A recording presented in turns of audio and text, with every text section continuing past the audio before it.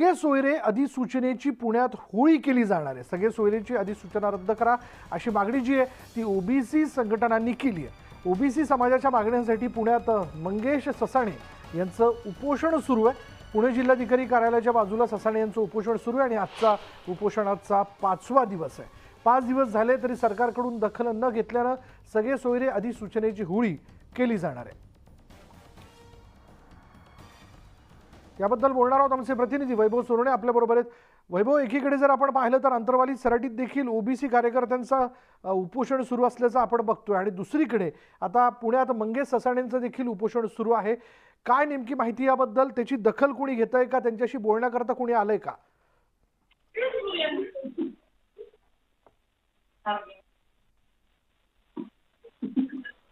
वैभव, तुझ्यापर्यंत माझा आवाज पोहोचतोय?